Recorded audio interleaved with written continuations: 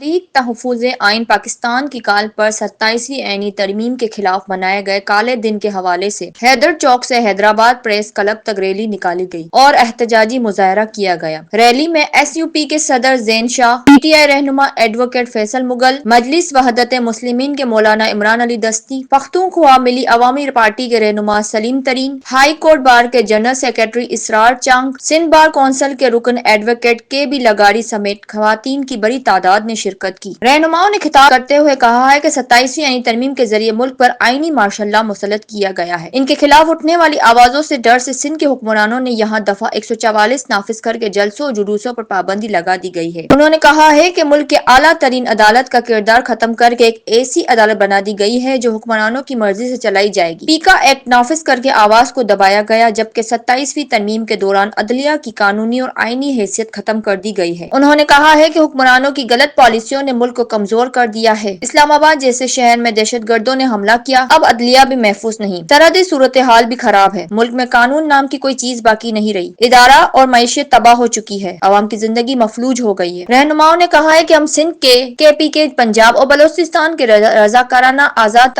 حیثیت پر اس ملک کی شمولیت اختیار کی ہے، مگر اب ہماری حیثیت ختم کی جا رہی ہے اور ہم پر طاقت کے زور پر فیصلے مسلط کیے جا رہے ہیں جنہیں ہم کسی صورت قبول نہیں کریں گے۔ انہوں نے کہا ہے کہ ہمیں اتنا مجبور نہ کیا جائے کہ ہم بھی بنگال کی طرح الگ ہونے پر مجبور ہو جائیں۔ انہوں نے کہا ہے کہ 2024 کے الیکشن میں ایک مسلط شدہ حکومت کھڑی کی گئی، 26ویں اور 27ویں ترامیم کے ذریعے آئین کو کمزور کیا گیا، سندھ، پنجاب اور بلوچستان کے کئی سیاستدانوں کو نااہل کر کے سیاست سے دور کر دیا گیا ہے۔ انہوں نے کہا ہے کہ اگر اسٹیبلشمنٹ کو صرف پسندیدہ لوگ ہی ملک پر مسلط کرنے ہیں تو پھر انتخابات کا ڈرامہ بند کر حکومت اور جمہوریت کے نام پر پردہ ڈالنے کے بجائے سیدھا مارشل لا نافذ کیا جائے۔ انہوں نے کہا ہے کہ حکومت اتنی کمزور ہیں کہ وزیر اعلیٰ کی حیثیت بھی نہ ہونے کے برابر ہے۔ یہ ملک اب بندوق کے زور پر نہیں چل سکتا، صوبوں کو آزاد کیا جائے، منصفانہ انتخابات کرائے جائیں اور مکمل اختیارات دیے جائیں۔ انہوں نے کہا ہے کہ اس قانون کے خلاف آواز اٹھانے والوں پر مقدمہ قائم کر کے ڈرانے کی کوشش کی جا رہی ہے، مگر ہم کسی مقدمے سے ڈرنے والے نہیں۔ 27ویں ترمیم کے خلاف جدوجہد کی جا رہی ہے۔ رہنماؤں نے کہا ہے کہ 27ویں ترمیم کے خلاف وکلاء سمیت سیاسی و سماجی جماعتیں سراپا احتجاج ہیں۔ ہماری جدوجہد آئین کی اصل حالت میں بحالی، عوام اور سندھ دھرتی کے حقوق کے اصول کے لیے جاری ہے۔ پرامن جدوجہد سے ہمیں کوئی نہیں روک سکتا۔ اور ایسی مزید معلومات کے لیے ہمارے ساتھ جڑے رہیے۔ ہیرا آصف، نوائے سندھ ڈیجیٹل، کراچی۔